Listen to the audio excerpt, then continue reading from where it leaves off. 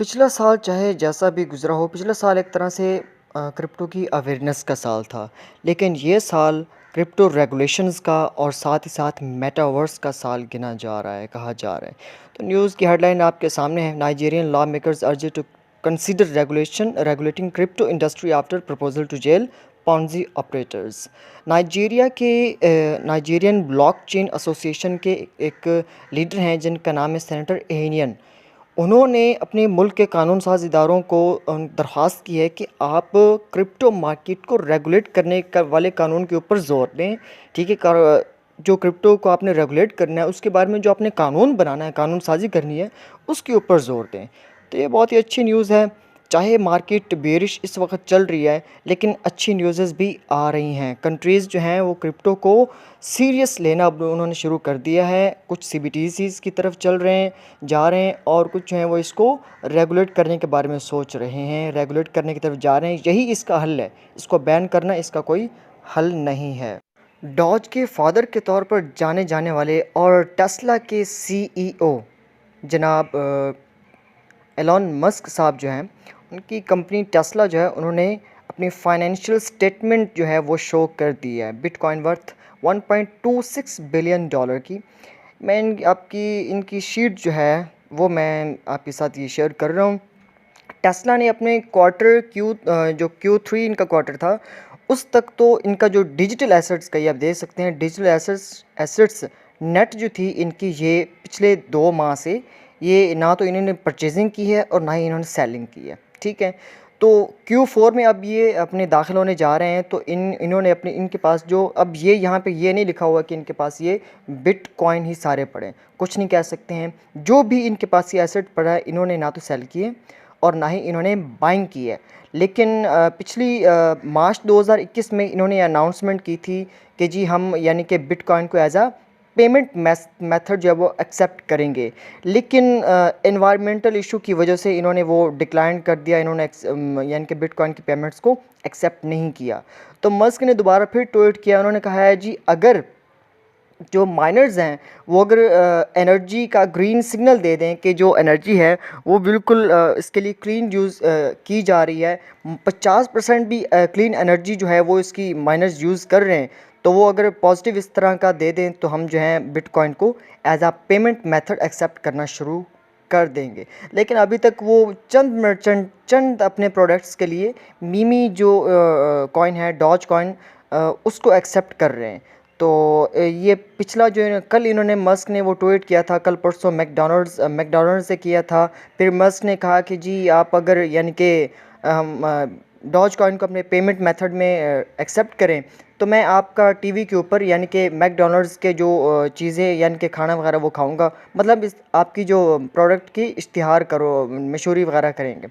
तो आगे से उन्होंने कहा जी हमारा भी एक कॉइन है, वो क्या उसका नाम उन्होंने यहाँ पे बताया है, ग्रीमेसी कॉइन। उसको अगर आप एक्सेप्ट करते हैं, टेस्ला करता है, तो हम डॉज कॉइन को कर लेते हैं।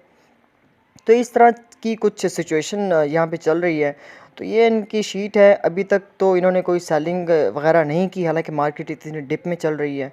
तो हो सकता है कि मस्क साहब ने इस डिप में भी ये अपॉर्चुनिटी है, सॉरी मैं डिप कह रहा हूँ, अपॉर्चुनिटी है, ये मस्क साहब ने इससे फ़ायदा उठाया हो। बिटकॉइन यानी कि ना लोगों का बहुत इस पर बड़े बड़े इन्वेस्टर्स का इसके ऊपर बना हुआ है। और फेड की रिपोर्ट भी आई है, कुछ पॉजिटिव लग रही थी, इसलिए मार्केट चाहे थोड़ा सा चल रही है, रेड में चल रही है, लेकिन ग्रीन भी साथ के साथ हो जाएगी। बैंक ऑफ थाईलैंड की तरफ से क्रिप्टो कम्युनिटी के लिए बहुत ही अच्छी news, positive news.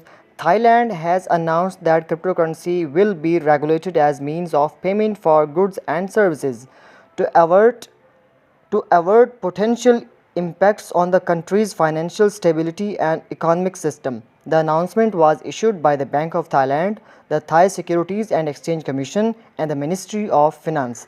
Ministry of Finance, Thai SEC और साथ ही बैंक ऑफ थाई की तरफ से ये अनाउंसमेंट की गई है कि क्रिप्टो करेंसी को रेगुलेट किया जाएगा सिर्फ़ और सिर्फ पेमेंट्स मेथड के तौर पर, चीज़ों की ख़रीदो फरोख्त के तौर पर ही। चलो भाई इतना ही सही, करो तो सही, क्रिप्टो को रेगुलेट तो करो। क्रिप्टो माइनिंग पर पाबंदी। ये हम सभी जानते हैं कि काज़ाकिस्तान में बिजली की शॉर्टेजेस यानी कि इलेक्ट्रिसिटी की शॉर्टेज कमी होने की वजह से काज़ाकिस्तान ने क्रिप्टो माइनिंग फार्म्स के ऊपर पाबंदी लगा दी थी, उनको स्टॉप कर दिया था, बंद कर दिया था और ये पाबंदी 24 जनवरी को ख़त्म होनी थी। लेकिन and will remain shut down through January 31। अब जनवरी 31 तक इन्होंने पाबंदी जो है वो बढ़ा दी है और फरवरी का अनाउंस किया जा रहा है कि फरवरी के अंदर इन फार्म्स को ओपन कर दिया जाएगा, बिजली फ्राहम की जाएगी और ये चलना स्टार्ट हो जाएंगे। ओवरऑल अगर देखा जाए तो जनवरी का जो महीना है 80% पिछला जो डेटा देखा जाए 80% रेड रहा है, ठीक है, मार्केट बेयर रही है। और फरवरी के महीने में 99% मार्केट जो थी वो ग्रीन में रही है। तो इस बार भी यही कहा जा रहा है कि अगर हिस्ट्री को देखा जाए तो फरवरी का महीना बुलिश ही नज़र आता है। Mark Zuckerberg's Meta in talks to sell assets in crypto project Diem. Report किया गया है जी ब्लूमबर्ग की तरफ से। मेटा यानी कि फेसबुक के जो अपना नाम चेंज किया था मार्क ज़करबर्ग साहब ने अपने जो एसेट हैं डिजिटल एसेट्स उनको प्रोजेक्ट लिब्रा ने अपना नाम चेंज किया था, डीएम अपना रख लिया था।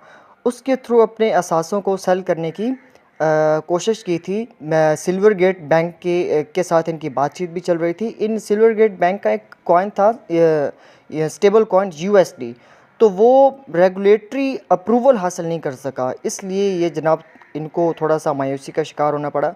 लेकिन फेसबुक बहुत ही बड़ा मतलब मेटावर्स का जो काम शुरू करने जा रहा है, बहुत ही बड़ा इसमें बूम आपको देखने को मिलेगा जैसे ये अनाउंसमेंट अपने करेंगे। तो मेटा के जितने भी प्रोजेक्ट्स हैं जैसे कि सैंड, माना और इंजन स्टार्टर और ब्लॉकटोपिया, इन प्रोजेक्ट के अंदर आप निगाह ज़रूर रखिएगा। इसी साल के अंदर आपको अच्छा खासा गेन देखने को मिलेगा। तो अगर आप नासा की पिक्चर्स को, लोगोज़ को या वीडियोस को नॉन फंजिबल टोकन यानी कि एनएफटीज़ के तौर पर सेल कर रहे हैं तो आप हो जाइए ख़बरदार, क्योंकि नासा हैज़ स्टेटेड विया its image use guidelines that it does not wish for any of its content to be tokenized. Non-fungible tokens (NFTs) are in essence digital tokens owned by someone as a one-of-a-kind digital asset. NASA does not wish for its images to be used for these purposes. It is unlawful to flagrantly claim copyright and other rights in NASA material. NASA भी किसी भी लोगों को, किसी भी content को, किसी भी वीडियो को, किसी भी इमेज को आप एनएफटी के तौर पर सेल नहीं कर सकते। नासा कॉपीराइट दे सकता है और दूसरा आपकी प्रोफाइल या आपके अकाउंट वगैरह को ब्लॉक करवा सकता है। 4 आवर टाइम फ्रेम चार्ट के ऊपर बीटीसी इस वक्त ट्रेड हो रहा है $35,900 तक, ठीक है। और पिछले 24 घंटे के अंदर इसने इस लेवल को 38,900 के लेवल को इसने टच किया, वहाँ पे इसको रिजेक्शन मिली, आगे स्ट्रॉन्ग रेजिस्टेंस काम कर रही थी और साथ ही साथ अब ये इस वक्त चल रहा है। इसने सपोर्ट इस लेवल को एज अ सपोर्ट लिया है, 35,600 के लेवल को एज अ सपोर्ट यूज़ किया है। और यहाँ से नेक्स्ट कैंडल जो 4 आवर की जो स्टार्ट हुई वो ग्रीन कैंडल ही है और आगे जो इसको रेजिस्टेंस का सामना करना पड़ेगा वो ये पिवट स्टैंडर्ड की ये वाली लाइन है। अगर ये इसको ब्रेक करता है तो नेक्स्ट फिर आगे से इसके लिए आगे रेजिस्टेंस है यही 29,000 वाली, इसके आगे एक रेजिस्टेंस खड़ी। अगर ये इसको ब्रेक करता है तो ये हमारे ग्रीन जोन एरिया के अंदर इंटर हो जाएगा और इसके ऊपर अगर रिमेन इसको यानी कि कायम रखता है अपनी सपोर्ट, इसी रेजिस्टेंस को ये सपोर्ट बनाता है तो फिर ये इस ग्रीन एरिया के अंदर दाखिल हो जाएगा। इसको जैसे ब्रेक करेगा तो हमें कंफर्म हो जाएगा कि हमारे लिए ये एक बुलिश ट्रेंड जो है वो स्टार्ट हो चुका है, मार्केट जो है वो अप ट्रेंड में चलना स्टार्ट हो गई है। अदरवाइज़ अगर ये इस लेवल को ये यानी कि ये जो सपोर्ट लेवल है इसका 35,600 वाला, ये अगर इसको ब्रेक करता है तो इसके लिए नेक्स्ट जो सपोर्ट होगी वो ये वाला लेवल है 34,250-53 के करीब ये वाला। अगर ये इसको भी ब्रेक करता है तो फिर नेक्स्ट ये वाला लेवल है, ठीक है। तो आपको अब अंदाज़ा हो गया होगा कि आपने किस तरह से ट्रेड लेनी है। अगर मैं यहाँ पे फिबोनाची रिट्रेसमेंट आपको लगा के दिखा दूँ, मैं इस लेवल को अप लूँगा और यहाँ से लगाता हूँ, यहाँ से मैं आपको दिखाता हूँ लगा के जी। तो ये आप देख सकते हैं आगे फिबोनाची की ये इस कैंडल के ऊपर फिबोनाची की जो ये रेशियो है 0.618, ये इसके लिए रेजिस्टेंस साबित हुई है, ठीक है। वापस इसको ब्रेक मिला है, नीचे आई है, तो ये फिबोनाची की जो रेशियो है 0.786, इससे थोड़ा सा ऊपर ये नॉर्मल जो लॉजिकली इसके लिए सपोर्ट थी इसको इसने एज अ सपोर्ट यूज़ किया है। इसको इस लेवल को फिबोनाची की जैसे ये ब्रेक करेगा, ब्रेक करके ऊपर जाएगा तो ये वाला आगे इसके लिए बन जाएगी एज अ रेजिस्टेंस बनेगी, ये पिवट पॉइंट स्टैंडर्ड जो लाइन है। फिर ये लॉजिकली ये रेजिस्टेंस रही। फिर आगे एक और गोल्डन पॉकेट की रेशो है 0.382, इसके ऊपर रहेगा तो हमें अप ट्रेंड का पता चल जाएगा। तो अब आपको पता लग गया होगा कि आपने कहाँ से किधर से किस तरह ट्रेड लेनी है। स्पॉट के अंदर बिल्कुल ट्रेड लेनी है, फ्यूचर में तो जाना ही नहीं है आपने। जी, तो ये था हमारा एनालिसिस। कुछ न्यूज़ थी, इन्फॉर्मेशन थी, वो मैंने आपके साथ शेयर करी। बीटीसी का एनालिसिस आपके साथ शेयर किया। अगर आपको वीडियो अच्छी लगी हो तो वीडियो को प्लीज़ लाइक करें, चैनल को सब्सक्राइब करें और कमेंट भी कर दें जिस कॉइन का आपको एनालिसिस चाहिए।